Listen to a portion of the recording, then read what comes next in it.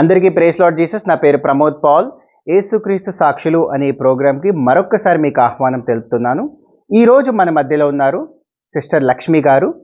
ఆవిడ హిందూ కుటుంబంలో పుట్టి భక్తిగా విగ్రహారాధన చేస్తూ మరి శివుడికి కార్తీక మాసంలో మరి నెల రోజులు శివుడికి పూజలు చేస్తూ, అలాగే వెంకటేశ్వర స్వామికి పూజలు చేస్తూ, అలాగే సత్తమ్మ దేవతకు పూజలు పునస్కారాలు చేస్తూ, అలాగే తీర్థయాత్రలకు వెళ్తూ తిరుపతి, అన్నవరం, లోవ తలుపులమ్మ తల్లి, అలాగే విజయనగరం పైడు తల్లమ్మ, ఇలాగా ఒక హిందువుగా తను అన్ని తీర్థయాత్రలకు వెళ్తూ భక్తి శ్రద్ధలతో పూజలు పునస్కారాలు వ్రతాలు చేస్తూ, వారి ఇంట్లో పూజ గది మొత్తం అన్ని ఫోటోలు విగ్రహాలతో నిండి ఉంటూ, మరి సిస్టర్ గారే ఆ పూజ గది అంతా క్లీన్ చేస్తూ అక్కడ పూజలు పునస్కారాలు జరిగిస్తూ భక్తి శ్రద్ధలతో తను విగ్రహారాధన చేస్తున్న మరి లక్ష్మి గారి జీవితంలోకి యేసుక్రీస్తు ప్రభు ఎలా వచ్చారు, మరి తను ఈ విగ్రహారాధన అంతా విడిచిపెట్టి యేసు ప్రభువే నిజమైన దేవుడని ఎలా తెలుసుకున్నారు, ఎలా యేసుక్రీస్తు ప్రభు తన జీవితంలోకి వచ్చి మరి తన జీవితాన్ని మార్చి ఇంతవరకు నడిపిస్తూ, సిస్టర్ గారి నోటితోనే ఈ మహాసాక్ష్యాన్ని విని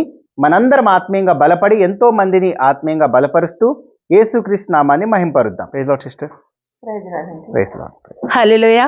దేవుడి నామ స్తోత్రం అండి. మీ అందరికీ వందనాలు. దేవుడు తెలుసుకోకముందు లక్ష్మి నా పేరు. మరి నా సాక్ష్యం ఏంటంటే, మరి మేము హిందూ కుటుంబంలోంచి వచ్చామండి. మా తల్లిదండ్రులు మరి భయంకరమైన విగ్రహారాధన అండి. మరి మాకు యేసుప్రభు అంటే ఎవరో తెలియదండి. మరి మా ఇంటికాడ కూడా ఎవరో అనుకునేవారు కాదండి. మా ఊర్లో కూడా యేసుప్రభు అంటే ఇష్టం ఉండేది కాదండి మా ఊళ్ళకి. మరి మా పూర్వీకులు అయితే భయంకరమైన విగ్రహాదులేనండి. మరి అలాంటి యేసుప్రభు అంటేనే ఎవరిని రానిచ్చేవారు కదంట, వారు ఏది చెప్పినా వినేవారు కదంటండి. మరి అలాంటి అప్పటి నుండి మరి దేవుడు మరి ఆయన తల్లి గర్భంలో నుంచే నన్ను ఎన్నుకున్నాడు గనక, మరి ఆయన రూపించుకున్న నన్ను మరి నేను దూరంగా వెళ్ళిపోయినా కానీ ఆయన నన్ను ఎతికి రక్షించిన మరి నా సాక్ష్యం ఏంటి. మరి నేను ఈ రీతిగా ఉన్నానంటే మరి మీరు నా సాక్ష్యం విని మీరు మారు మనసు పొందుతారని. యేసు ప్రభే నిజమైన దేవుడండి. ఈ లోకంలో మరి ఆరోగ్యం ఇచ్చాలన్నా, స్వస్థతలు ఇచ్చాలన్నా, గొప్ప విజయాలు ఇచ్చి ఏ కష్టమైనా నష్టమైనా అయ్యా అని దేవుడు పాదాలు పట్టుకున్నప్పుడు మరి దేవుడు చేయలేనిదంటే ఏది ఉండదండి. మరి యేసు ప్రభు నిన్న నేడు నిరంతరం ఏకరీతిగా ఉన్న దేవుడిని అంటున్నానండి. నిజముగా లోకంలో పాపంలో నశించిపోతున్న నన్ను ఎతికి రక్షించి ఈ గొప్ప రక్షణ నాకు ఇచ్చినందుకు మరి దేవుడికి మొదటగా దేవాది దేవుడికి ఏమిచ్చినా నా రుణం తీర్చలేనండి. ఎందుకంటే నేను ఈ రీతిగా మీ ముందు నేను కనపడుతున్నానంటే మరి నా సాక్ష్యం పూర్తిగా నేను చెప్తానండి. మరి నాకు లాంటి వారు ఈ లోకంలో ఎవ్వరూ లేరండి. అప్పుడు నా నుండి వచ్చిన సాక్ష్యాన్ని బట్టి మరి మేమైతే భయంకరమైన విగ్రహాల నుంచి వచ్చాము. మా నాన్నగారు అయితే యేసుప్రభు నమ్ముకున్న వాళ్ళు ఎవరిని మరి రానిచ్చేవారు కాదండి, మాట్లాడనిచ్చేవారు కాదండి. అన్ని పూజలు మేము భయంకరం ఎలా చేసేవాళ్ళమో మాకే తెలియదని అంత భయంకరమైన పూజలండి. మరి నెల వచ్చేటప్పటికి మేము ఆడవాళ్ళు మగవారు అని కూడా కాకుండా అందరూ మరి తెల్లారగట్ల లేసిపోయి స్నానాలు చేసి మరి ఉపవాసాలు చేసి ఆ భక్తి నెలలు అలా చేసేవాళ్ళమండి. నేనైతే చాలా ఎక్కువ మరి పూజల గదిలోకి వెళ్ళి అన్ని శుభ్రం చేసేదాకా ఏది చేసేదాన్ని కాదండి. మరి అలా అన్న సమయంలో మరి మేము ఎన్నో విజయనగరం వెళ్ళినప్పుడు అయితే మా మేనత్తగారు అమ్మాయి అండి, అక్కడ పైడితల్లం పండుగ ప్రతి సంవత్సరం అక్కడికి వెళ్ళిపోయి అక్కడే ఉండేవాళ్ళమండి. మరి అక్కడికి వెళ్ళినప్పుడు అరిసిపల్లి ఒకటి వెళ్ళేవాళ్ళమండి. అలా అన్ని ఊర్లు మేము చూడలేనిదంటే ఏది లేదండి. మరి తిరుపతి వెళ్ళాం, మరి అనకాపల్లి, అన్నవరం వెళ్ళామండి. అన్ని తెలియని ఊర్లు అంటే మాకు ఏది లేదండి. అన్ని ఊర్లకి వెళ్ళి మేము పూజలు చేసి చిన్న వయసు నుండే మరి భక్తి కూడా అలా చేసేవాళ్ళమండి. మరి దేవుడి కృపను బట్టి మరి మా అమ్మమ్మ గారు మరి మా వివాహము మామూలుగా మా అమ్మమ్మ గారు మాకు వివాహం అవ్వకముందే ఆవిడ దేవుడిని తెలుసుకున్నారండి. మరి హిందూ పెళ్ళి అంటే ఒప్పుకోలేదు. మా నాన్నగారు అయితే నేను అలా చేయను, మామూలుగా క్రైస్తవ పెళ్లి చేస్తానని అమ్మమ్మ గారు అన్నప్పుడు మా నాన్నగారు ఒప్పుకోలేదండి. మాకు అది వద్దు, మీరు ఏదైనా చేస్తానన్నప్పుడు మరి మామూలుగానే నేను వచ్చాను, హిందూ పెళ్ళి చేసుకోండి. మరి మా అత్తగారు అప్పటికే దేవుని తెలుసుకున్నారండి. ఆమె సాక్ష్యం ఏంటంటే మాకు నోములు చేసేవారండి సంవత్సరానికి. మరి మా అత్తగారు అయితే చాలా అప్పులైపోయి ఎన్నో బాధలు పడినప్పుడు మరి చనిపోతానన్నప్పుడు వెళ్ళినప్పుడు మరి ఎవరో యేసుప్రభు గారు ఏంటి మేము ఇంత భక్తి చేస్తున్నాం, యేసుప్రభు ఎవరో మాకు చెప్పొద్దు మీరని మా అమ్మమ్మ గారు అనేదంటండి. మరి అయితే అమ్మ ఒక్కసారి వెళ్ళు, నీ బాధలు తీరిపోతాయి, నీ కష్టాలు తీరిపోతాయి అని ఆవిడ అన్నప్పుడు మరి ఆవిడ అలా వెళ్ళినప్పుడు మరి హాస్పిటల్ గ్రేస్ తెచ్చికి అక్కడికి వెళ్ళారంటండి. మరి అక్కడికి వెళ్ళినప్పుడు మరి మా ఆడబడుచు గారికి తెలిసిన ఒక అమ్మాయి వాళ్ళ ఫ్రెండ్ ఈ చర్చి వస్తే వద్దమ్మా దండి మనం హౌస్ ఆఫ్ ప్రేయర్కి వెళ్తామని మరి కాకినాడలో విజయ్ కుమార్ గారు చర్చి అండి. హౌస్ ఆఫ్ ప్రేయర్ అంటే మరి ఆ చర్చికి నడిపించినప్పుడు, మరి ఆ చర్చిలోకి వెళ్ళినప్పుడు మరి ఆ పాస్టర్ గారు ఆదరణ బట్టి, మరి అక్కడ ప్రార్థనలు బట్టి, మరి ఆవిడ అలా నెమ్మదిగా కోలుకుండి, మరి ఆమె కూడా చాలా ప్రార్థన చేసుకునేదంటండి. మరి ఆయనైతే వారం పొద్దు ఉండేదండి. వారం పొద్దు కట్టడానికి రోజు కట్టకపోతే ఆయన ముసలాయనండి. మరి కట్టకపోతే చాలా గొడవ చేసేవారండి. ఎందుకంటే మా అత్తగారు సారా అమ్మేదండి మొదటగా పేదరపేటలో. మరి సారా అమ్మినప్పుడు ఎన్నో అప్పులయిపోయిందండి ఆ సారా కొట్టు వల్ల. మరి 18,000 మరి ఆయనకి వడ్డీలు కట్టినా గాని 18,000 మరి తెచ్చి మరి నా అప్పు తీర్చకపోతే నీ కాయింతాలు ఇంటి కాయింతాలు ఇవ్వను. లేతే ఇల్లు అమ్మేసి నా అప్పు తీర్చమని అన్నప్పుడు మరి ప్రార్థన చేస్తుందంటండి. మా అత్తయ్య గారు పూజ భక్తిలో ఎంత చేసేదో అలాగే దేవుళ్ళలోకొచ్చాక కూడా ఆవిడ నిజమైన భక్తి మరి ఉపవాసాలు కట్టిక ఉపవాసాలుండి కన్నీరు కార్చి మా ఆడబడుచు గారు ఇద్దరు మరి ప్రార్థన చేసినప్పుడు కట్టిక ఉపవాసాలు మరి దేవుడు అన్నాడు, అమ్మా నువ్వు ఇల్లు అమ్మొద్దు, మీ కన్నా గారు మాకు ఇక్కడ ఒక ఆవిడ ఉండేదండి ఆ ఇంట్లో అద్దెకి. మరి ఆవిడ డబ్బులు ఇచ్చేదంటే అండి వడ్డీ అబ్బారు. మరి ఎవరు డబ్బులు ఇయ్యమ్మా అంటే ఎవరన్నా అడిగితే ఆవిడ బోలే అప్పుల్లో ఉంది నువ్వు ఇవ్వద్దని అనేవారంటండి ఆవిడ్ని. మరి అన్నప్పుడు అమ్మ ఆవిడ ప్రార్థన చేసుకున్నప్పుడు దేవుడి స్వరం స్పష్టంగా విన్నానని అదే సాక్ష్యం చెప్పేదండి. అదే ఔసప్రియలో చెప్పినప్పుడు మా విజయ్ కుమార్ గారు కూడా అదే సాక్ష్యం ఆవిడ సాక్ష్యం ఎప్పుడు చెప్తానే ఉండేవారండి. మరి అలా ఉన్నప్పుడు అమ్మా నువ్వు కన్నా గారిని 2,000 అడిగమ్మా, మీ బాబు 2,000 తెస్తాడు, అది అట్టుకెళ్ళి ఆయనకి ఇచ్చే, ఆయన ఏం మాట్లాడమ్మా అని చెప్పారంటండి దేవుడు. మరి చెప్పినప్పుడు మరి ఆవిడ అలా ప్రార్థన చేసుకుంటే మళ్ళీ పేసినేస్తుందంట. కన్నా గారు ఇవ్వరండి, ఇప్పుడే బోలు అప్పులో అయిపోయారని ఏదన్నా అడిగితే నేను ఇవ్వను, నీకు బోలు అప్పులు ఉన్నాయంట కదా అని అంటున్నా. కాదమ్మా నేను చెప్పాను కదా నువ్వు వెళ్ళు, ఇస్తుంది అమ్మాయి అన్నారంటండి. అలా ప్రార్థన ముగించుకోండి. ప్రార్థన అలా వెళ్ళి అమ్మ 2,000 ఇవ్వా కొంచెం అని అడిగిందంటండి. ఆవిడ ఏమీ మాట్లాడకుండా మరి వెంటనే 2,000 తెచ్చి ఆవిడ చేతిలో ఎట్టేసిందంటండి. మరి మా ఆయన గారు అప్పుడే మరి డ్యూటీకి వెళ్ళొచ్చి 2,000 తెచ్చారంట. అప్పుడు మా వివాహం అవ్వలేదండి. మరి మా అత్తగారు చెప్పిన సాక్ష్యం మాట. మరి 2,000 తెచ్చి 4,000 మరి ఆవిడ చేతులు ఎట్టినాడు. మరి దేవుడు మాట్లాడే దేవుడు అండి, జీవం గల దేవుడు. మరి దేవుడు చెప్పింది చేసేదే దేవుడు అండి. ఈ లోకంలో ఎవ్వరు అలా చెప్పరు, అలా చెయ్యరండి. మరి ఈ దేవుడు బట్టే జీవం గల దేవుడు గనక మరి దేవుడు చెప్పాడు చేశాడండి. అప్పుడు మరి ఇద్దరు ముగ్గురిని తీసుకుంటే అక్కడికి ఆయన దగ్గరికి వెళ్తే ఆయన అస్సలు చాలా మురుకుడండి. అసలు బాబోయ్ ఎలా ఉంటారంటే అల్లిపోయి అప్పటికే జనాంగం ఎంతో మంది అల్లిపోయేవారండి. అయ్యో ఆయన పొద్దా అని. అయితే మరి దేవుడి కృపను బట్టి మరి ఆయన దగ్గరికి వెళ్ళినప్పుడు వచ్చావమ్మా అని అన్నారంటండి. వచ్చానండి అంటే మరి ఏంటంటే ఇవ్వండి మీ డబ్బులు తెచ్చానండి, ఇంక నేను వడ్డీ కట్టలేను ఏం కట్టలేను ఇప్పటి వరకు కట్టాను కదండి అంటే 8,000 తెచ్చావా అని అడిగారంటండి.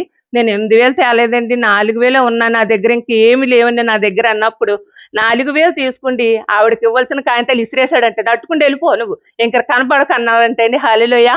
అది దేవుడు చేసిన ఆ గొప్ప కార్యం. మరి ఆవిడ ఎప్పుడు ఇదే సాక్ష్యం చెప్పేదండి చర్చిలో ఎక్కడికి వెళ్ళినా. అర్జునమ్మ నీ సాక్ష్యం చెప్పని మా పాస్టర్ గారు విజయ్ కుమార్ గారు చెప్తా ఉంటే ఆయన కూడా చర్చిలో అదే చెప్తానే ఉండేవారండి. మరి దేవుడు ఆ రీతిగా మరి ఆవిడ అప్పులు అలా తీర్చి మరి దేవుళ్ళో బాగా బలపడినప్పుడు మరి మా వివాహం అయ్యాక వచ్చాక మరి వారం నన్ను చర్చికి తీసుకెళ్ళిపోయేదండి. నేనేమో మామూలుగా వెళ్ళడం రావడమే అంతే, నాకు తెలియదండి దేవుళ్ళో ఎలా ప్రార్థన చేసుకోవాలి ఏం తెలియదండి. మరి విజయ్ కుమార్ గారు తన చెల్లెలు గారి ఇంటికాడ కనికిరం గారని పారంలో ఉన్నారండి. 3 బాబులు వాళ్ళ 2 బాబులు పాపనండి. మరి అమ్మ బాబుని చూడడానికి వెళ్తావా అని అయ్యగారు అడిగినప్పుడు మరి మా అత్తయ్య గారు తీసుకుని వెళ్ళిపోయారండి. ఆ పారన వెళ్ళిపోయింది. మరి అప్పటి నుండి ఇంక మమ్మల్ని అడిగేవారు ఎవరు ఉండరండి. చర్చికి రమ్మని అనరు, ఎక్కడికి రమ్మని అడగరండి. మరి నన్ను అయితే మా పేదరపేటలో మాకు ఉన్నారండి. మరి మా వాళ్ళు అనేవారు మీ అమ్మమ్మ వెళ్ళిపోను గాంచి నువ్వు చర్చికే రావట్లేదు రా అమ్మ అన్నప్పుడు నేను ఒకటి అనేదాన్ని, నేను ఏం మాట్లాడేదాన్ని కాదండి. మా అమ్మమ్మ ఉండేది కాబట్టి భయంతో వచ్చేదాన్ని, నాకు ఇప్పుడెందుకు అని అనుకునేదానండి. మరి ఆదివారం వస్తే చాలు, ఇప్పుడు ఆదివారం వస్తే ఎంత సంతోషమో నాకు, ఎప్పుడు వస్తా ఎప్పుడు వెళ్ళాలా మందిరాన్ని. అప్పుడైతే వీళ్ళు వచ్చేస్తారు బాబు నన్ను ఎక్కడ తీసుకెళ్ళిపోతారని మరొకసారి తలుపులు వేసేసుకునేదానండి. మరి వీళ్ళు వచ్చి నన్ను తీసుకెళ్ళి లేకపోతే దూరంగా ఎక్కడికైనా వెళ్ళిపోయేదానండి ఆదివారం వచ్చేటప్పటికి. మరి దేవుడు ఒక కృపను బట్టి మరి దేవుడిని నేను విడిచిపెట్టాను కానీ దేవుడు నన్ను ఎన్నడూ విడిచలేదండి. ఎందుకంటే ముందే చెప్పాను, నా తల్లి గర్భంలో ఉంటుండగానే నన్ను ఎన్నుకున్న దేవుడు, ఆయన వెతకలేదు కానీ నేను ఆయనే నన్ను వెతికి వచ్చాడండి. మరి అయితే ఆ గొప్ప కృపను బట్టి భయంకరంగా మరి నేను అలా ఉంటుండగా నా జీవితం మరి దేవుడైతే మరి భయంకరమైన మరి నీరసమండి. మరి విపరీతంగా కాళ్ళు చేతులు లాగేస్తున్నప్పుడు మరి మాకు దగ్గరగా మరి కాకినాడ కాబట్టి మా జనరల్ హాస్పిటల్కి ఎక్కువ వెళ్ళేవాళ్ళం అండి. పెద్ద హాస్పిటల్కి ఒకసారి వెళ్ళి చూపించుకుంది. ఏంటి ఇంత విపరీతంగా కాళ్ళు లాగేస్తున్నాయని అనుకున్నప్పుడు మరి నేను వెళ్ళి చూపించుకున్నప్పుడు మరి ఆయన అమ్మ నువ్వు హాస్పిటల్ ఒకసారి అందరికి చూస్తారండి, ఒక పక్క నువ్వు పక్కన కూర్చోమ్మా, నేను ఏదైనా నాకు తొందరగా అయిపోవడం అలవాటండి, అది తొందరగా అయిపోవాలి. మరి అయితే నువ్వు ఇదేంటి ఎంతసేపు అయింది, అందరిని చూసేస్తున్నారు డాక్టర్ గారు, నన్ను ఎప్పుడు చూస్తారు, 1 గంట అయిపోయింది, పిల్లల్ని విడిచిపెట్టి వచ్చేసాను అని అమ్మాళ్ళ ఇంటికాడ అక్కడ పెట్టేసి వచ్చేసానండి. మరి అయితే ఆయన చూసి అమ్మ 1 గంట అయిపోయిందండి, అమ్మ నీకు మరి ఒకసారి నువ్వు హాస్పిటల్లో జాయిన్ అవ్వాలి, అప్పుడు ఏంటన్నది చెప్తారని మరి అప్పుడు అన్నారండి. ఎందుకంటే 29 సంవత్సరాలు కిందటి అది సంగతి నేను చెప్తున్నానండి, ఇప్పుడు కాదు. మరి దేవుడు కృపను బట్టి మరి ఆ డాక్టర్ గారు చూసినప్పుడు ఇప్పుడైతే అన్నీ వెంటనే చూసి స్కానింగ్లు అంటున్నారు, అవి అంటున్నారు, అప్పుడు అవి కాదండి, మామూలుగా చూడడం, పరీక్ష చేయడం, చెప్పడమే. మరి అప్పుడు కృపను బట్టి మరి ఇప్పుడు రాలేపోయినట్లు అప్పుడు లేదండి, ఏదైనా ఎక్కడికైనా హైదరాబాదే వెళ్ళాలండి. మరి అలా అన్నప్పుడు నేను మరి హాస్పిటల్కి వెళ్ళి కాగితాలు తెచ్చుకోండి, మరి మా అమ్మగారు పాత బస్ స్టాండ్ అండి, మరి అక్కడికి వెళ్ళి అక్కడ పెట్టేసి నేను ఇంటికి వచ్చేసానండి. మరి వచ్చినప్పుడు మా అమ్మ, మాకు తెలిసిన ఒక నర్సు గారు ఉన్నారు, ఆవిడ దగ్గరికి కట్టుకెళ్ళి, అమ్మ పాప కాగితాలు ఇక్కడ ఎట్టేసింది, హాస్పిటల్లో జాయిన్ అవ్వమన్నారంట, మరి ఇక్కడ పెట్టేసి వెళ్ళిపోయింది ఏంటమ్మా అని అట్టుకెళ్ళి చూపించినప్పుడు మరి ఆవిడ అన్నదంట, అమ్మ అర్జెంటుగా పాపను నువ్వు హాస్పిటల్లో జాయిన్ చేయమ్మా, అలా అసిరేట్ చేయకని ఆవిడ తిట్టినప్పుడు, అమ్మ నేను చూస్తానే పిల్లల్ని నువ్వు వెళ్ళి అన్నప్పుడు మరి దేవుడు ఒక మహాకృపను బట్టి మరి నేను హాస్పిటల్లో జాయిన్ అవ్వడం జరిగిందండి. మరి డాక్టర్ గారు ఒకటే అన్నారండి, మరి అందరి దగ్గర చెప్తారు కానీ దూరంగా తీసుకెళ్ళేలా అని, మరి నా దగ్గర ఆయన అన్నారు, అమ్మా నీకు హార్ట్ కంప్లైంట్ ఉంది, మరి నువ్వు ఆపరేషన్ చేయించుకోకపోతే నువ్వు 6 నెలల కంటే ఎక్కువ బతకు అని చెప్పారండి ఆ డాక్టర్ గారు. మరి చెప్పినప్పుడు మరి నేను అలా ఉన్నప్పుడు నేను ఒక రాత్రి మరి అయ్యా అమ్మా అని పిలిచినట్టు ఎవరా అని చూసేటప్పుడు మా పాస్టర్ గారు వచ్చి, అమ్మా నేను మర్చిపోయావా అని, మరి ఆయన పిలుపు నాకు ఇప్పటికి ఆ మాట నా ఒళ్ళు అంతా అదోలాగా అయిపోతూ ఉంటదండి. నిజంగా అమ్మా నేను మర్చిపోయావా అన్నప్పుడు, అదేంటి పాస్టర్ గారు వచ్చారేంటని మా వాళ్ళు వచ్చి నా కోసం ప్రార్థన చేసినప్పుడు ఇలా ఇలా అన్నారండి, ఇలా అన్నారా అత్తయ్య అని అన్నప్పుడు, అమ్మా దేవుడు నీ దగ్గరకు వచ్చాడమ్మా, మీ అత్తయ్య వెళ్ళిపోయిన కాంచి నువ్వు దేవుని పట్టించుకోలేదు కదా, వదిలేసావు కదా, అందుకే దేవుడు నీ దగ్గరకు వచ్చాడని చెప్పడం జరిగిందండి. మరి దేవుడి కృపను బట్టి మరి నువ్వు ఇక్కడ ఎక్కడా లేవండి అప్పుడు హైదరాబాద్, ఎందుకంటే ఆపరేషన్లు హార్ట్ కంప్లైంట్ వచ్చిన వాళ్ళు అందరూ హైదరాబాద్ వెళ్ళేవారండి. 29 సంవత్సరాలండి అప్పుడు. మరి ఇప్పుడు వరకు ఆయన నన్ను నడిపించిన జీవితాన్ని బట్టి నేను చెప్తున్నాను. మరి అప్పుడు హైదరాబాద్ వెళ్ళాలంటే మరి మా దగ్గర మేమేమి ధనవంతులం కాదండి. మరి అప్పుడప్పుడు తెచ్చుకొని తినే పరిస్థితిలోనే ఉన్నది. అప్పుడు మరి అద్భుతంగా మరి ప్రభువా నీవే అయితే నన్ను బతికించి ప్రభువా నేను నీ సన్నిధిలోకి వస్తానని అప్పుడు నేను తీర్మానం చేసుకున్నానండి. మరి దేవుడి కృపను బట్టి మరి నేను అలా ఉంటుండగా మరి దేవుడు నన్ను స్వస్థపరిచి మరి అనేక రీతిలుగా నాకు ఆరోగ్యం ఇచ్చారండి. మరి ఏది చేసినా విగ్రహాన్ని చేస్తే నేను క్షమించనని చెప్పిన దేవుడు మరి నేను అప్పుడు బాప్తీసం తీసుకున్నానండి. మా అత్తయ్య గారు పాలనలో ఉండగానే మరి మా ఆయన గారు కూడా ఆయన కూడా ఏం అనలేదండి. బాప్తీసం తీసుకున్నా, చర్చికి వెళ్ళినా ఏం అనేవారు కాదండి. మరి దేవుడి కృపను బట్టి మా జీవితం అలా సాగుతుండగా నేను ఆపరేషన్ చేయించుకోలేదండి. హైదరాబాద్ కూడా వెళ్ళలేదునండి నేను ఎప్పుడు.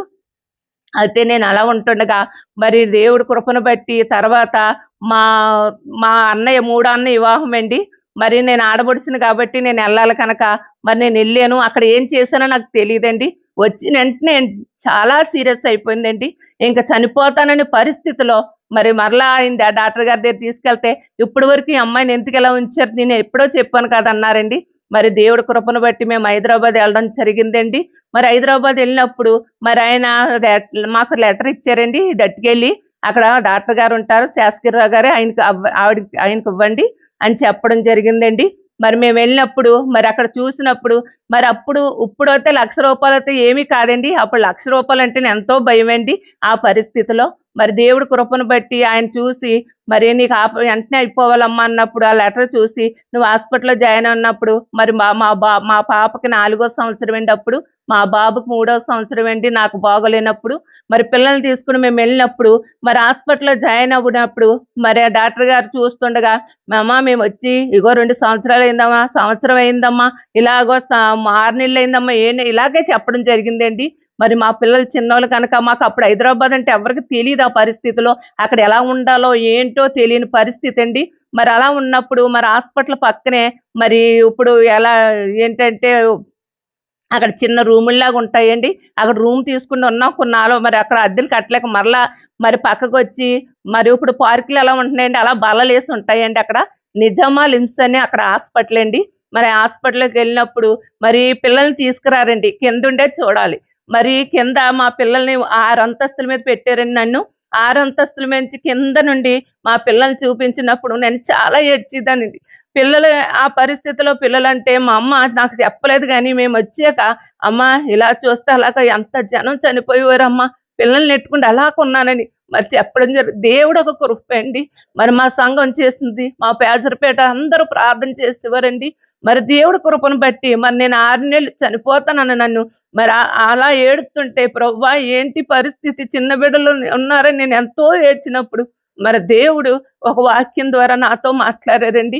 కీర్తన గ్రంథం 116వ కీర్తన, "నీ ప్రాణాన్ని నేను కాపాడుతానన్నాడండి. కన్నీరు విడవకుండా నీ కన్నులు కాపాడుతాను. జారిపడకుండా నీ పాదాలు" అలా దేవుడు ఆ కీర్తన అంతా నాతో మాట్లాడుతున్నప్పుడు, "ప్రభువా నీకు నేను నేను బ్రతుకుంటే నీ సాక్షిగా నేనుంటాను ప్రభువా" అని నేను అప్పుడు తీర్మానం చేసుకున్నానండి. మరి దేవుడు ఒక మహాకృపను బట్టి మరి వెంటనే ఆ వాక్యం నాతో మాట్లాడిన వెంటనే డాక్టర్ గారు ఆపరేషన్‌కి పెట్టేయండి ఆ పాపని అని చెప్పడం జరిగిందండి. అందరూ అనేవారు ఏ పేరు నన్ను పిలిస్తే, "నువ్వేంటి ఇలా వచ్చి అలా వెళ్ళిపోతున్నావు ప్రతీదీని, మరి నువ్వేమైనా మంత్రాలేసారా? మీరేమన్నా ఆళ్ళకేమైనా పెట్టేసారా? అని మేమెన్ని సంవత్సరాలు బట్టి ఇక్కడ ఉంటున్నాం, మీరు ఏం చేయట్లేదు. నువ్వు ఇలా వచ్చి ఇలా" అది దేవుడు ఒక దయను బట్టి మరి నాకు అది జరగడం జరిగిందండి. మరి క్షేమంగా నేను కాకినాడ రావడం జరిగింది. మరి డాక్టర్ గారు ఏం చెప్పారంటే, "అమ్మా నువ్వు బరువులు మోయకూడదు, నువ్వు పైకి ఎక్కకూడదు, ఏది నేను తొందరగా చేయకూడదని" చెప్పారండి. మరి దేవుడు ఒక కృపను బట్టి నేను డాక్టర్ గారు చెప్పిందంతా నేను ఇప్పుడు అనుకుంటాను. దేవుడు నాకు నాకు ఈ నేనెప్పుడు నేను సాక్ష్యం చెప్పినప్పుడు ఇలా ఉన్నానంటే, "నీకు రోగం ఏంటమ్మా బాబు, నువ్వు ఇలా ఉంటావు." నేను ఎక్కడ సాక్ష్యం చెప్పినా అలాగే అంటారండి. మరి దేవుడిని ఒకటి అంటాను, నేనెప్పుడు నాకు రోగం ఉన్నది, నాకు హార్ట్ కంప్లైంట్, నేను ఇలా చేయకూడదు, ఇలా ఉండకూడదని ఎప్పుడు అనుకోలేదండి. నేను ఎక్కువ పనులు కూడా అలాగే చేస్తానండి. పరుగులు ఎత్తినట్టు బరువు పనులు అన్నీ చేస్తాను. ఎప్పుడు నాకు లేదది. ఎందుకంటే దేవుడు మహిమ కోసమే మరి దేవుడు పెట్టాడని అనుకుంటానండి. దేవుడు ఉచితమైన కృపను బట్టి మరి మరి అలా ఉంటుండగా భయంకరమైన మరి నాకు కడుపు నొప్పండి. వచ్చినప్పుడు నేను హాస్పిటల్‌కెళ్ళినప్పుడు, "నీకు 24 గంటల ఆపరేషన్ చేయాలమ్మా" అని మరి డాక్టర్లు చెప్పినప్పుడు, ఎప్పుడు ఏ సమస్యొచ్చినా నువ్వు మత్తు పెట్టాలి కదండీ! హార్ట్ కంప్లెయింట్ ఉన్న వాళ్ళకి మత్తు పెట్టడానికి అవ్వదని అనేవారండి. మరి దాని నుండి కూడా ప్రతిసారి నాకు నీరసం వచ్చినప్పుడల్లా హాస్పిటల్‌కెళ్తే, మరి నీ దేవుడు ఏం చేశాడని మా నాన్నగారు అంటూ ఉండేవారండి. మా వోళ్ళు ఎవరైనా ఎళ్ళినా, "మీరెవ్వరు రావద్దు, నా కూతురికి ఒక్కరిదైనా గాని సుఖం లేదు. మీ దేవుడు ఏం చేశాడని" తిట్టేసేవారండి. "నాన్న నువ్వు అలా అనకూడదు, దేవుడు ఏం చేస్తాడు మనండం." మరి ప్రతిసారి నాకు ఒంట్లో మరి మా చిన్నతనం నుండే మా పాప ఎదిగాక మరి మేము మా ఆడబడుచు కొడుక్కే వివాహం జరిగించామండి. ఆ పాపకి 2 పిల్లలు పుట్టేసారండి. వారు విజయవాడలో ఉంటున్నారు. ఒక మంచి షాప్ పెట్టుకున్నారు అల్లుడు గారు. మరి దేవుడు ఉచితమైన కృపను బట్టి మరి పాపకు చేశానండి. మరి బాబు వివాహం అయ్యేటప్పటికి మరి నా మాటి మాటికి నాకు నీరసం వచ్చేసిదండి. నీరసం వచ్చినప్పుడు నేను ఒకటే అడిగేదాన్ని, "ప్రభువా నా కుమారుడు పెళ్లి అవ్వేదాకన్నా నన్ను బ్రతికించు నాయనా" అని దేవుడిని ఎప్పుడు అదే ఏడ్చేదానండి. మరి "ప్రభువా నన్ను తీసుకోకు, నా కుమారుడు పెళ్లి అవ్వాలి ప్రభువా" అని అదే ప్రార్థన చేసుకుంటూ ఉండేదానండి. ప్రతిసారి ఎందుకో నీరసం వచ్చేసిదండి. మరణం దగ్గరికి వెళ్ళిపోతానే ఉండేదాన్ని. అలా దేవుడు నడిపించారు. ఒక్కసారి బాబుకి వివాహం అవ్వలేదండి. ఇంకా నిశ్చితార్థాలు అయిపోయాయి. మరి సడెన్‌గా నాకు మరి బీపీ డౌన్ అయిపోయి, మరి ఇంకా హార్ట్ మీద పడిపోయి, ఇంక చెమటలు కారిపోయి, ఇంక చనిపోతున్నాను అనిపించినప్పుడు మరి మా బాబు టెస్ట్ హాస్పిటల్‌లో చేస్తాడండి. హాస్పిటల్‌కి తీసుకెళ్తుంటే ఆటోలోంచే జారిపోతున్నానండి. మధ్యలోనికి వెళ్ళేటప్పటికి నాకు తెలిసిపోతుందండి. నేను వెళ్ళిపోతుంది నాలోంచి ఏదో వెళ్ళిపోతున్నప్పుడు దేవుడు అంటున్నాడు, "వచ్చేస్తావా?" అని అడిగాడండి అప్పుడు.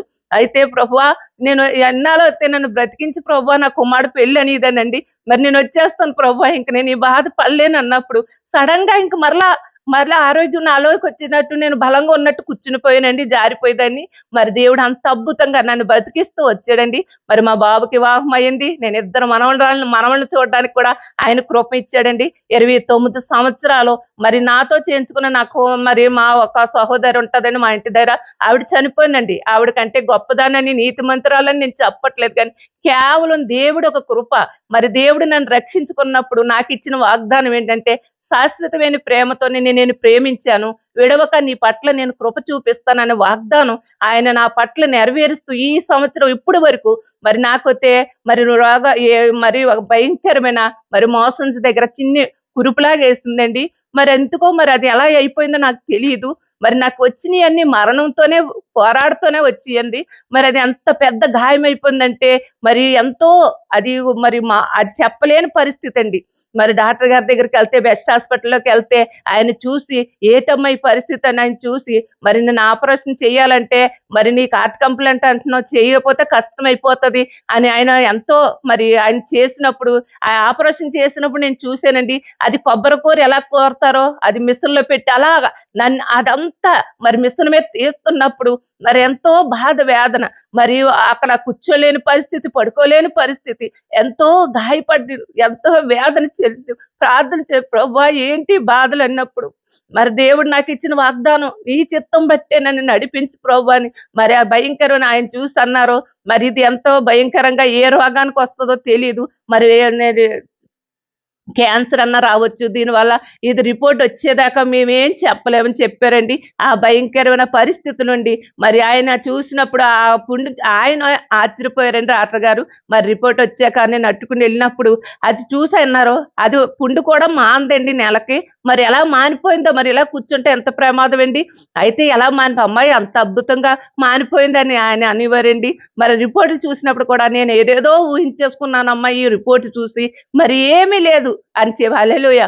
మరి దేవుడు ఒక ఉచితమైన కృపను బట్టి మరి దేవుడు మా జీవితంలో చేశారండి. మరి అలాగే మా భర్త గారు మారారు, నాకు 2 బిడ్డలండి.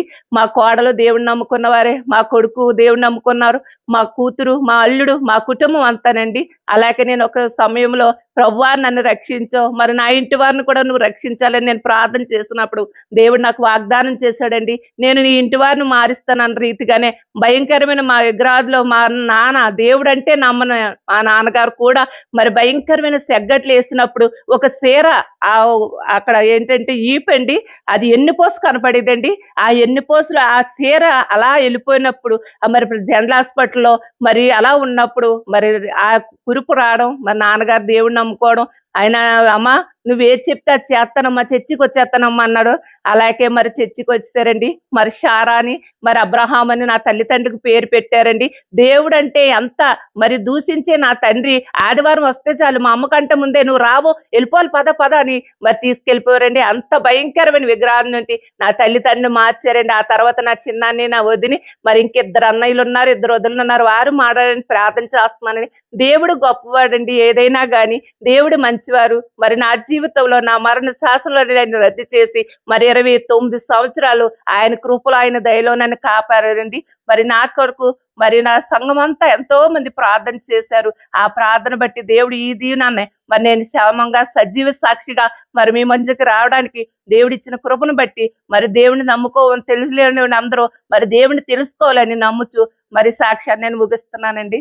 చాలా వందనాలు సిస్టర్, చక్కని సాక్ష్యాన్ని మాతో పంచుకున్నారు. ఈ సాక్ష్యం ద్వారా యేసుక్రీస్తు నామం మహింపరచబడును గాక. సిస్టర్ మిమ్మల్ని కొన్ని ప్రశ్నలు అడుగుతాను. ఇప్పుడు మీరు ఒకప్పుడు హిందూ కదా, మీ అమ్మగారు నాన్నగారు మొత్తం హిందువులే, సో హిందూ కుటుంబంలో మీరు పుట్టి పెరిగారు. మీ సాక్ష్యం చూస్తే మీరు చాలా భక్తి కలిగిన హిందూ. సో మీ పూజ గదంతా మీ పూజలు, విగ్రహారాధన, మొత్తం విగ్రహాలు, పటాలు, విగ్రహాలు పెట్టుకొని మీరే అంతా క్లీన్ చేసి పూజ చేసేంత వరకు మీరు ఏ పని చేసేవారు కాదని చెప్పారు. అలాగే తీర్థయాత్రలకి తిరుపతి, లోవతలుపులమ్మ, అలాగే అన్నవరం, ఇంకా ఇలాగా సో శివుడికి 1 నెల రోజులు మీరు పూజలు చేసేవారు కార్తీక మాసంలో అన్నారు. సో ఇంత తర్వాత వెంకటేశ్వర స్వామికి, సత్తమ్మ దేవతకి, సో ఇంత భక్తి శ్రద్ధలతో మీరు పూజలు పునస్కారాలు చేస్తూ ఉండేవారు. ఇంకా మీ కుటుంబంలో మీ స్నేహితుల్లో ఇంకా మారని వాళ్ళు ఉంటారు కదా, సో మీరు యేసుక్రీస్తు ప్రభువుని నమ్ముకున్న తర్వాత మరి వారు మిమ్మల్ని వ్యతిరేకించారా? నాన్నగారు వ్యతిరేకించేవారు. మీ నాన్నగారు, అన్నయ్యలు కూడా మా ఆయన గారు అలా ఇలా తిరిగేవారు కాబట్టి మీ ఆయన మార్చుకుని నాకు చెప్పమ్మా అనేవారండి. మరి దేవుడి కృపను బట్టి మరి నేను అయితే ఎక్కువ అదే చెప్పలేదండి, నేను ఎక్కువ ఉపవాసాలు ఉండి ఎక్కువ ప్రార్థన చేసేదానండి. ఇంకెవరి మాట వినేదాన్ని కాదు. నేను ఎంత ఏడ్చాల అనుకునేదాన్ని అంతా దేవుడి సన్నిధిలో ఏడ్చేసేదానండి. మరి దేవుడిని పాదాలు అస్సలు వదిలేదాన్ని కదండి. మరి దేవుడి కృపను బట్టి మా ఆయన గారు మారారండి. ఇప్పుడు నేను ఏది చెప్పినా మా వాళ్ళు ఏమనరండి, నేను ఏది చెప్తే అదే అంటారండి. చాలా సంతోషం సిస్టర్. సిస్టర్, ఇప్పుడు క్రైస్తవానికి వ్యతిరేకంగా మతోన్మాదం ఎక్కువైపోయింది. ఇప్పుడు మతోన్మాదులు ఏమంటారంటే ఈ క్రైస్తవులు డబ్బులు ఇచ్చి మతం మారుస్తారు అని అంటారు. దాని అర్థం ఏంటి? హిందువులు కూడా డబ్బులు తీసుకొని మతం మారుతున్నట్టే కదా అర్థం. అలాగా ఒక రకంగా హిందువులను అవమానిస్తున్నట్టే. మీరు ఒకప్పుడు హిందూ కాబట్టి మీకు ఎవరన్నా డబ్బులు ఇచ్చారా? మీరు డబ్బులు తీసుకొని యేసు ప్రభులోకి వచ్చారా? మేము డబ్బులు తీసుకోలేదండి. మేము ఎక్కడికి వెళ్ళినా మేమే పెట్టుకుని మేము సువార్త కూడా ప్రకటించేవారు అండి. మా ఖర్చులు పెట్టుకుని మేమే వెళ్ళేవారు అండి. వాళ్ళు తీసుకుంటే ఖర్చులు తీసుకుంటే వెళ్ళన్న మాటల మీద అన్నా మేము ఎప్పుడు ఎవరి దగ్గర తీసుకునేవాళ్ళు. మీ పాస్టర్ గారి దగ్గరగా ఉంటారు కదా, వాళ్ళకి ఇచ్చేయండి కానుకలు అనేవారు అంతే. సో మీరు హిందూగా ఉన్నప్పుడు మీకు ఎవరు ఏమి డబ్బులు ఇస్తే మారింది ఏం లేదు? లేదండి. సో పోనీ మీరు డబ్బులు తీసుకోకపోయినా డబ్బులు ఇస్తాము, మీరు క్రైస్తవంలోకి వస్తే క్రీస్తులోకి వస్తే మీకు డబ్బులు ఇస్తాము అన్న ఒక్క క్రైస్తవుడన్నా కనపడ్డా మీకు? మీరు హిందూగా ఉన్నప్పుడు లేదండి, ఒక్కరు కూడా మీకు కనబడలేదు అలాంటి వాళ్ళు. సో ఇది కేవలం పుకారే అండి. ఓకే. మనసు మారాలండి, మాత్రం కాదండి. మనసు మారితేనే గానీ దేవుళ్ళలోకి రాలేదు. ఆ రుచి తెలిస్తేనే గానీ వాళ్ళకి చెప్పరు కదండి యేసుప్రభు కోసం. నేను ముందు వ్యతిరేకించానండి. దేవుళ్ళలోకి వచ్చాక దేవుడి ప్రేమ ఏంటో నాకు తెలుసు కాబట్టి నేను. సో మీ సాక్ష్యం చూసుకుంటే మీకు హార్ట్ ప్రాబ్లం, మీ వాల్స్ బ్లాక్ అయ్యి హార్ట్ ప్రాబ్లం రావడం వల్ల మీ అత్తగారు మీకు చెప్పడం వల్ల మీరు సొంతంగా ప్రార్థన చేసుకొని మీరు యేసుప్రభు దర్శనాన్ని పొందుకొని అప్పుడు మీరు యేసుప్రభులోకి వచ్చారు తప్ప ఎవరో బలవంతం చేస్తేనో ఏదో కాదు. చాలా వందనాలు సిస్టర్, చక్కని సాక్ష్యాన్ని మాతో పంచుకున్నారు. ఈ సాక్ష్యం ద్వారా ఎంతో మంది ఆత్మీయంగా బలపడతారని నమ్ముచున్నాము. సో విన్నారు కదా సిస్టర్ లక్ష్మి గారి అద్భుత సాక్ష్యాన్ని. మరి తన జీవితంలో విగ్రహారాధన చేస్తూ భక్తి శ్రద్ధలతో పూజలు పునస్కారాలు, పూజ గదిలో ఎంతో నిష్టగా పూజలు చేస్తూ, తీర్థయాత్రలకు వెళ్తూ, ఉపవాసాలు ఉంటూ, మరి 4 రోజులు శివుడికి పూజలు చేస్తూ, వెంకటేశ్వర స్వామికి ఇలా ఎంతో భక్తి శ్రద్ధలతో పూజలు పునస్కారాలు చేస్తున్న తన జీవితంలోకి మరి హార్ట్ ప్రాబ్లం రావడం వల్ల, హార్ట్ వాల్స్ బ్లాక్ అయ్యి, అలాగే తనకి హెల్త్ ప్రాబ్లమ్స్ రావడం వల్ల మరి తను యేసుక్రీస్తు ప్రభు ప్రార్థన చేసినప్పుడు తను యేసుక్రీస్తు ప్రభు దర్శనాన్ని పొందుకుని గొప్పగా తను మరి యేసుక్రీస్తు సేవలోకి వచ్చి, అలాగే యేసుక్రీస్తు ప్రభు యొక్క ప్రేమను తెలుసుకొని యేసుక్రీస్తు ప్రభుని తన సొంత రక్షకుడిగా అంగీకరించారు. సో సిస్టర్ జీవితంలో దయచేసిన స్వస్థత మీ జీవితంలో కూడా యేసుక్రీస్తు ప్రభు దయచేయబోతున్నాడు.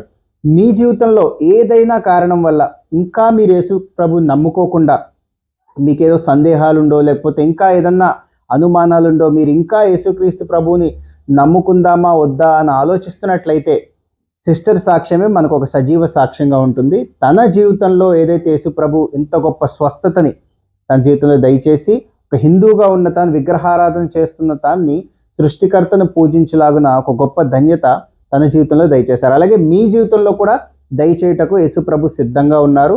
సో మీ సందేహాలను నివృత్తి చేసుకోండి. మీ దగ్గరలో ఉన్న సంఘానికి వెళ్ళి మీ సందేహాలన్నీ నివృత్తి చేసుకోండి. యేసుక్రీస్తు ప్రభు మిమ్మల్ని కూడా రక్షించడానికి, మీకు కూడా స్వస్థత దయచేయడానికి సిద్ధంగా ఉన్నారు. అలాగే ఈ సాక్ష్యం ద్వారా మీరందరూ బలపడ్డారని నమ్ముతున్నాను. అలాగే మీ జీవితంలో కూడా యేసుక్రీస్తు ప్రభు మీకు గొప్ప సాక్ష్యం ఇచ్చి ఉండవచ్చు. కాబట్టి మీ సాక్ష్యాన్ని మీ హృదయంలోనే ఉంచుకొని మౌనంగా ఉండడానికి మీకు ఆ సాక్ష్యం ఇవ్వలేదు. కాబట్టి మీ సాక్ష్యాన్ని మాతో పంచుకోండి. మా ద్వారా 1000 మంది మీ సాక్ష్యం విని ఆత్మీయంగా బలపడి రక్షణ పొందుటకు కారణం కావాలి అని కోరుకుంటూ, మా నెంబర్కి కాల్ చేయమని కోరుకుంటూ, ఈ సాక్ష్యం ద్వారా మీరు మీ కుటుంబము ఆశీర్వదింపబడి ఆదరించబడ్డారని, బలపరచబడ్డారని కోరుకుంటూ యేసుక్రీస్తు నామంలో మీ అందరికీ శుభములు. Praise lord.